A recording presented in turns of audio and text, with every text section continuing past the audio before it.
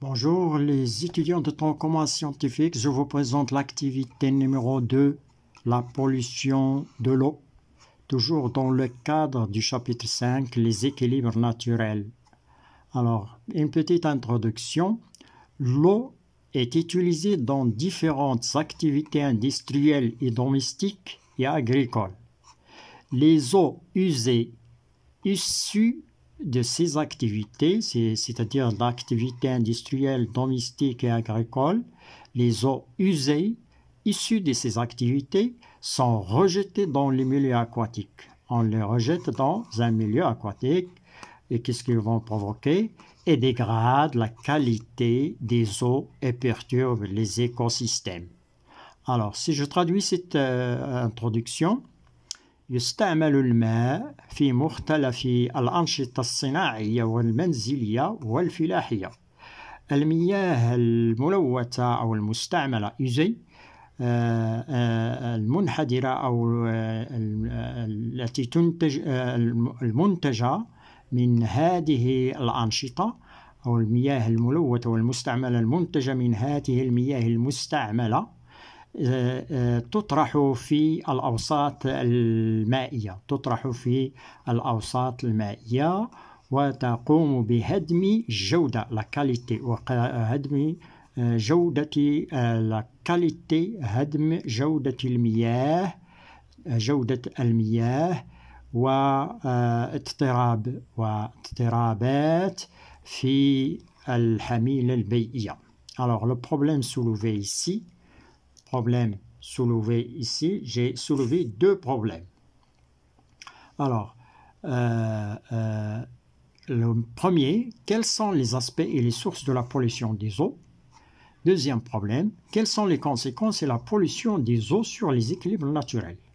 الإشكاليات المطروحة هنا انطلاقا من هذه المقدمة الصغيرة وهي ما هي مظاهر les aspects et les sources ما هي مظاهر ومصادر تلوث المياه.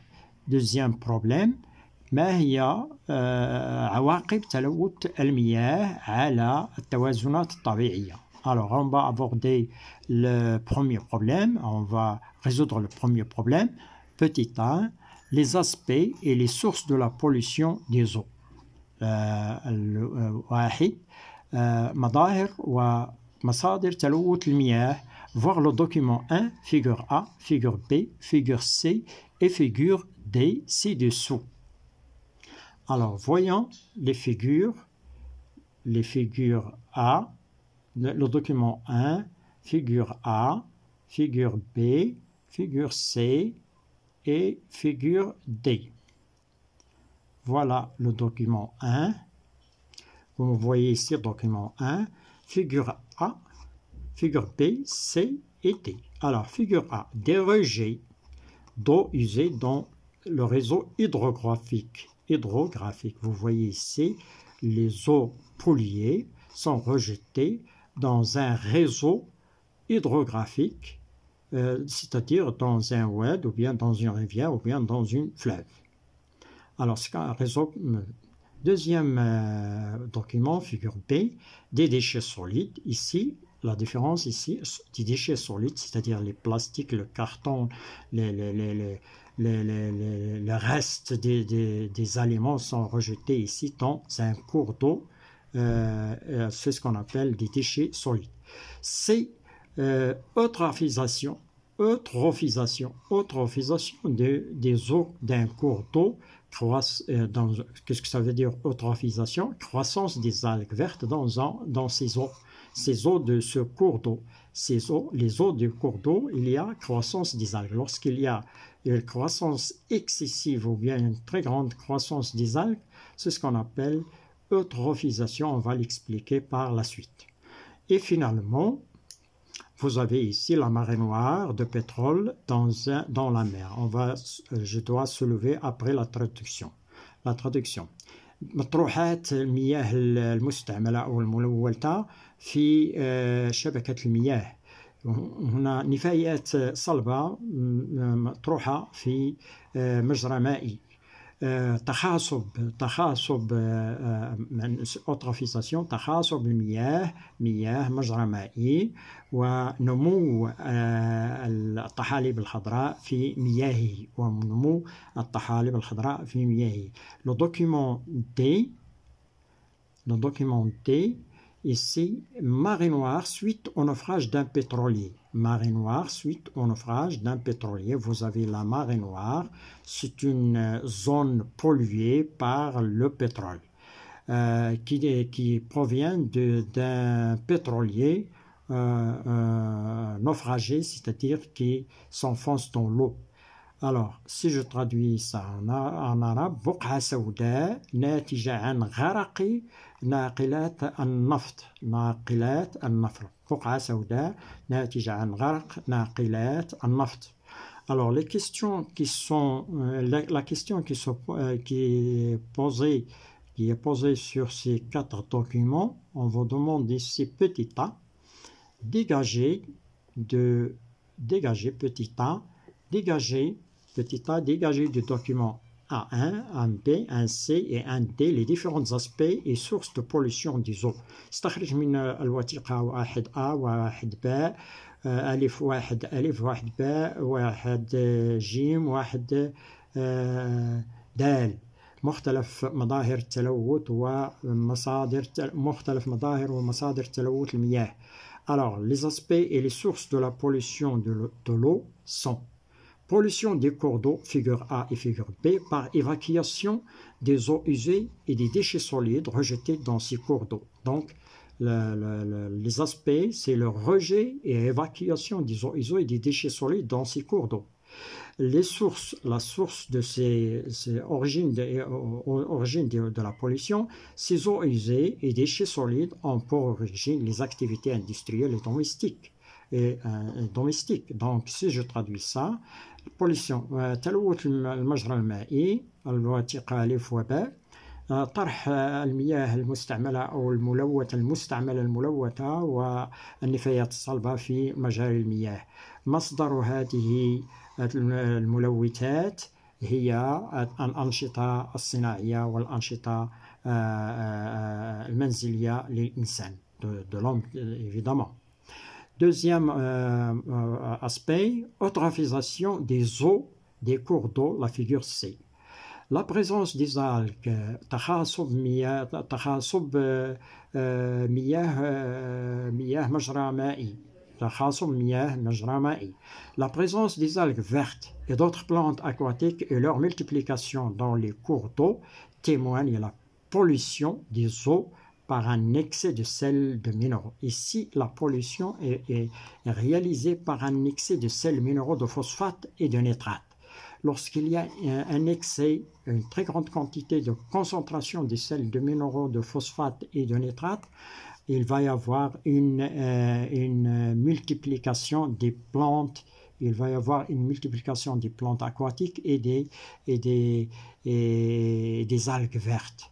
Alors, c'est ce qu'on appelle eutrophisation. Définition du mot ou bien de la notion eutrophisation. Tarif, takhasub. La multiplication. Eutrophisation, multiplication excessive de plantes aquatiques et des algues vertes dans les eaux superficielles. À cause de quoi? À cause de la richesse de ces derniers en sels de phosphate et nitrate. Ce sont des sels polluants, mais ces sels polluants, ils favorisent la multiplication des plantes aquatiques et la multiplication des algues vertes. Ces sels polluants, lorsqu'ils favorisent cette multiplication, ce qui entraîne asphyxie du milieu aquatique. Ces plantes vertes utilisent de l'oxygène de l'eau, et les algues vertes, ils utilisent de l'oxygène de l'eau, ce qui entraîne un manque d'oxygène dans le milieu aquatique, ce qui entraîne l'asphyxie d'autres animaux dans ce milieu aquatique. La traduction maintenant, multiplication. تكاثر المفرط للنباتات المائية والطحالب الخضراء في الماء في المياه السطحية بسبب غناها من الأملاح الفوسفور والنترات، وهي أملاح ملوثة، الشيء الذي يؤدي إلى اختناق الأوساط المائية. Le troisième aspect de pollution des eaux de mer. Formation de la marée noire de pétrole dans les eaux marines par le naufrage des pétroliers marins et qui déversent le pétrole dans les eaux de mer. Toujours l'aspect, c'est un aspect de pollution de l'eau de mer. Alors, ici, pollution, تلوث مياه البحار، الشكل D. تكون la formation de la marée noire de pétrole dans les eaux de mer, dans les eaux marines par le naufrage des pétroliers marins et qui déversent le pétrole dans l'eau de mer. Alors, تكون بقعة سوداء من النفط في المياه البحرية بغرق ناقلات النفط البحرية، والتي تقذف أو التي نعم تفرغ النفط في المياه البحر. On passe maintenant à la deuxième problème, les conséquences, ça sera deuxièmement au lieu de B, ça sera deuxièmement ici, premièrement les aspects, deuxièmement. Comme je l'ai dit, ça sera deuxièmement les conséquences de la pollution après les aspects et l'origine de la pollution des eaux. On passe maintenant les conséquences de la pollution des eaux et leurs effets sur les équilibres naturels. Voir la figure A, B et C, c'est dessous. Alors, voyons deuxièmement la traduction. عواقب تلوث المياه وتأثيرها على التوازنات الطبيعية. انظر الوثيقة أو الأشكال A, B, و J. C'est أسفله. Alors voyons les documents qui nous montrent les conséquences. Voilà, vous avez deux documents. Le premier document, conséquences mort des poissons dans un lac par évacuation des eaux usées dans ce lac. Donc, évacuation, rejet des eaux usées, qu'est-ce qu'ils vont produire? Ils vont produire la mort des poissons. Donc là, en général, la mort des êtres vivants. Ce n'est pas que les poissons qui existent. Ici, les poissons, on parle d'ici des poissons, mais il va y avoir d'autres êtres vivants qui vont subir le même destin, c'est-à-dire qu'ils vont mourir eux-mêmes. Donc, ici, j'ai choisi cette figure qui montre que des poissons, mais il y en a d'autres êtres vivants qui vont subir le même destin, c'est-à-dire ils vont mourir dans ce lac, dans ce lac qui présente des eaux polluées. Deuxième conséquence de la pollution des eaux, si je descends un petit peu, voilà, la figure B, pollution de nappe phréatique par infiltration du nitrate d'azote, engrais azoté utilisé en excès dans le domaine de fertilisation du sol. Ici, ce document nous montre ici des agriculteurs qui utilisent des engrais en excès, engrais azotés pour la fertilisation du sol, pour un rendement agricole très grand. Alors, ils ignorent que l'utilisation des engrais, les agriculteurs ignorent que cette utilisation des engrais en excès va produire une pollution de ce qu'on appelle la nappe phréatique par le NO3, le nitrate d'azote. Le nitrate d'azote, lorsque les nappes phréatiques contiennent une concentration de nitrate d'azote supérieure à 50%, on dit qu'il est pollué. Donc, il est pollué. Cette pollution va influencer sur leur culture et sur l'eau de service à la maison, l'eau qu'on utilise à la maison. Et il va revenir sur les cultures qu'on cultive, parce que l'eau est polluée, donc il y a une concentration plus élevée, insupportable pour les plantes, donc les plantes vont mourir par la suite. Il y aura des conséquences, d'autres conséquences sur l'homme qui l'utilise en creusant des puits pour irriguer et pour boire et pour faire boire d'autres animaux et ainsi de suite. Donc il y a toute une chaîne qui sera contaminée par cette pollution de NE3 de la nappe phréatique. Alors P, comme je l'ai dit, pollution d'une nappe phréatique par infiltration du nitrate d'azote, engrais azoté utilisé en excès dans le domaine de la fertilisation du sol. La figure B6, je traduis ici موت الأسماك بسبب قذف المياه الملوثة في هذه البحيرة موت الأسماك في بحيرة. Deuxième figure B, تلوث المياه الجوفية les nappes phréatiques par infiltration بتسرب نترات الأزوت المستعمل بإفراط في مجال تخصيب الأرض Si je reviens sur ce document, les agriculteurs utilisent une très grande quantité pour la fertilisation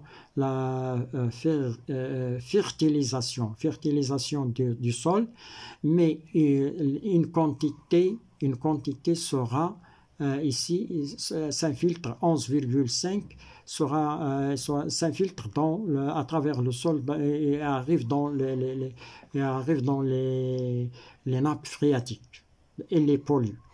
La quantité qui sera utilisée par les plantes lorsqu'on utilise des engrais, 88,5% qui sera utilisé dans la nutrition des plantes. Le reste, 11,5% s'infiltre en profondeur pour polluer les nappes phréatiques. المياه الجوفية تلوث المياه الجوفية بتسرب نترات الأزوت المستعمل في الأسمدة الأزوتية نترات الأزوت للأسمدة الأزوتية المستعمل بإفراط في مجال تخصيب الأرض. Troisième document, le voilà. Donc vous avez le document A, le document B, la pollution des nappes phréatiques, la pollution des lacs et des eaux superficielles par les eaux usées, ici par les nitrates d'azote, par les engrais. Ici la troisième conséquence, toujours ici, la mort des êtres vivants. Ici, les plantes mortes. Ici, lorsqu'on utilise les nappes phréatiques par des puits, on pompe. Ici, lorsqu'on pompe pour irriguer les plantes, on utilise une eau qui est polluée. Et il aura des conséquences, c'est-à-dire la mort des plantes irriguées par ces eaux polluées. Alors, si je reviens sur la figure C, concentration d'un insecticide. Ici, les insecticides qui polluent l'eau, les insecticides, utilisation des insecticides dans le domaine agricole produit une pollution des eaux, quelles que soient ces eaux, soit des rivières, soit de la mer. On va parler ici de la mer. Alors, concentration d'un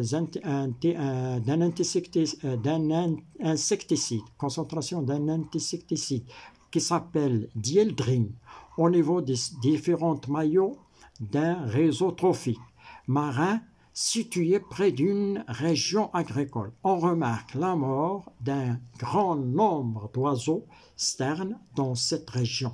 Donc, ici, la troisième figure parle des insecticides.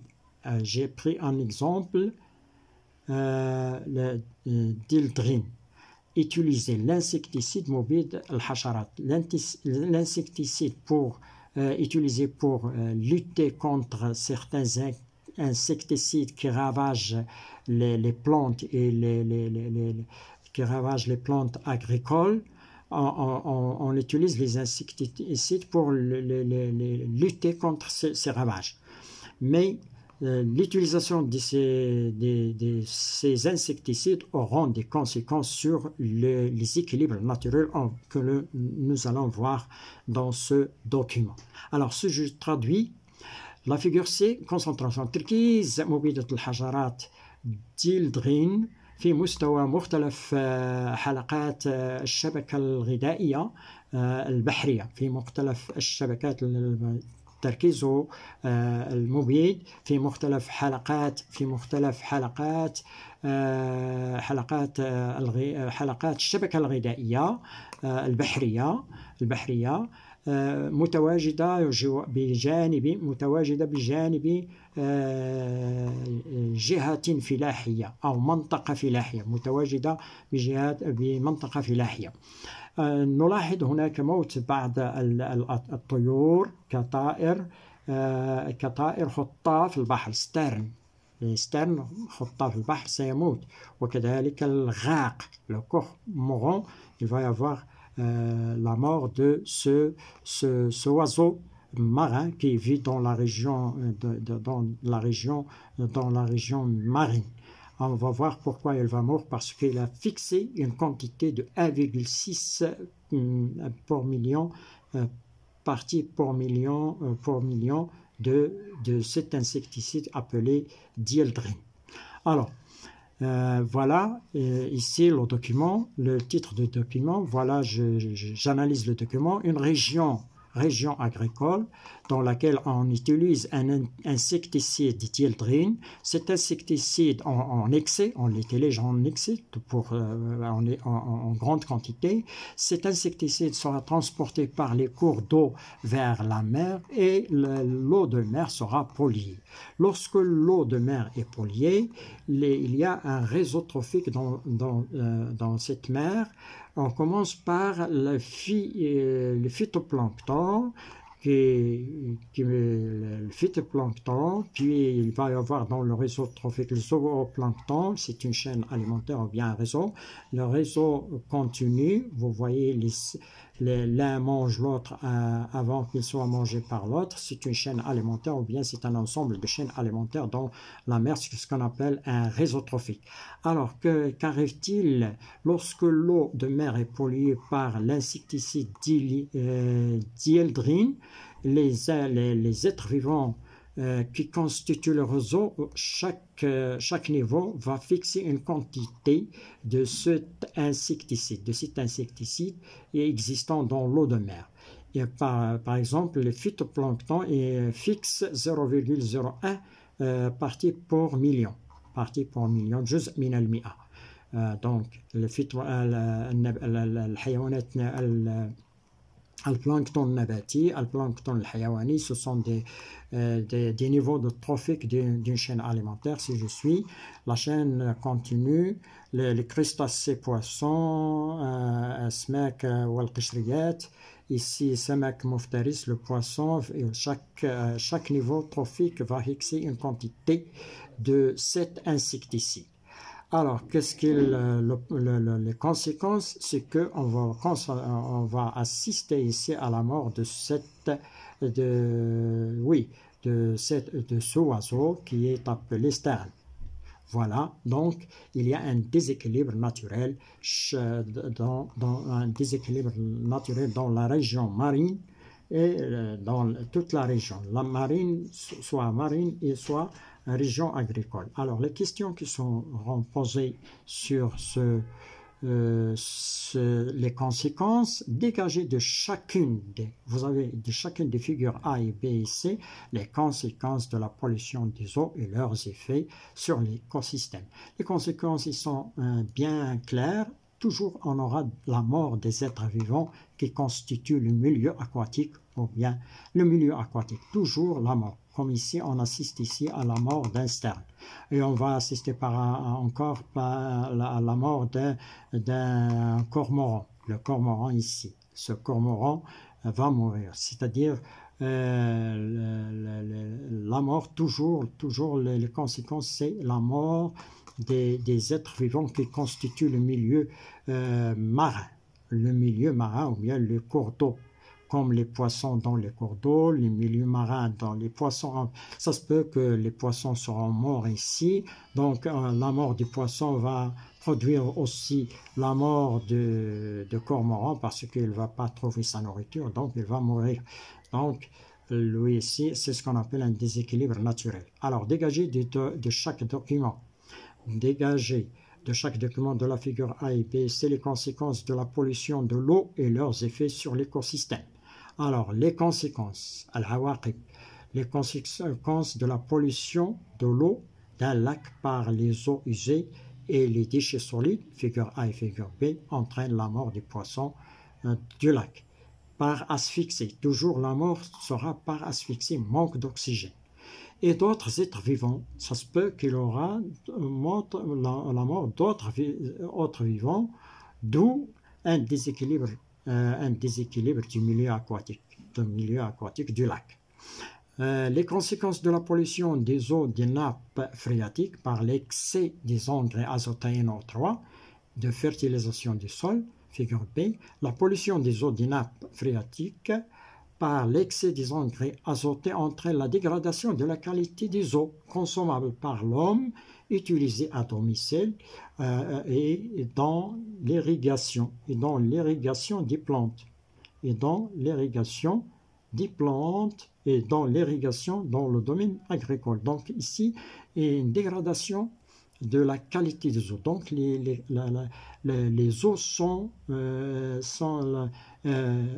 polluées. On ne peut pas les consommer même dans la maison, même dans le domaine agricole pour l'irrigation, même pour les autres animaux. Donc ici, cette pollution, ces conséquences sont très dangereuses parce qu'ils vont polluer la même chose, ils vont produire la mort de certains animaux, la mort des plantes qui sont irriguées par une eau qui contient beaucoup de NO3, et ainsi de suite. Toujours, c'est la mort des êtres vivants du milieu.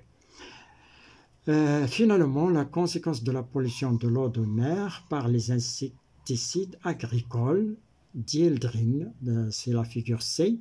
L'insecticide dieldrine utilisé dans la région agricole près de la mer arrive finalement dans l'eau de mer et pollue l'eau de mer. Les êtres vivants du réseau trophique marin fixent une quantité de l'insecticide dans leur corps. Ceci entraîne, divisé, la mort de certains êtres vivants, comme j'ai signalé oiseaux sternes, et un déséquilibre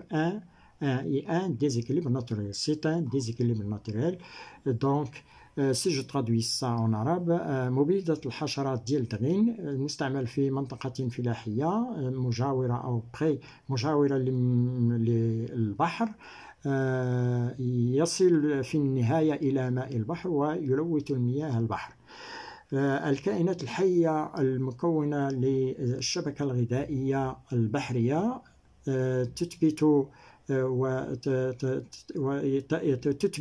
تقوم بتثبيت كمية من هذا المبيد في جسمها، الشيء الذي يؤدي إلى موت بعض الكائنات الحية كطائر خطاف البحر وفقدان توازن طبيعي. Et merci d'avoir suivi cette vidéo. C'est la fin de cette vidéo. Merci de l'avoir suivi.